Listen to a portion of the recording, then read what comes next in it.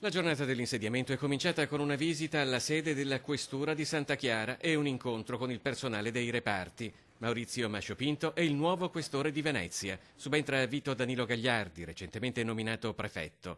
Napoletano, 59 anni, fino a qualche giorno fa ha retto la questura di Brindisi.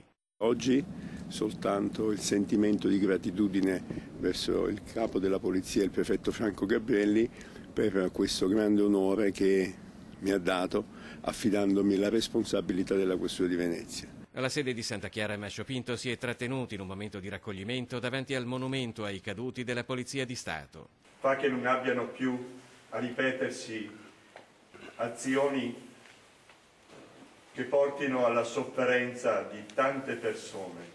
Il nuovo questore si è soffermato anche davanti alla targa che ricorda Alfredo Albanese, responsabile della sezione antiterrorismo di Venezia, medaglia d'oro al valore civile, ucciso a Mestre dalle Brigate Rosse nel 1980.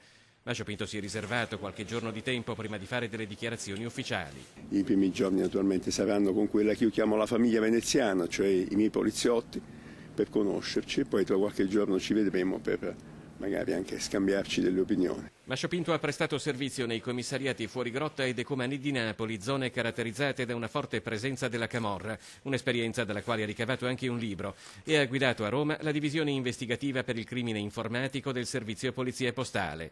Ma nella sua carriera il nuovo questore di Venezia ha ricoperto numerosi altri incarichi, tra cui nel 2008 quello di portavoce dell'allora capo della polizia Antonio Manganelli.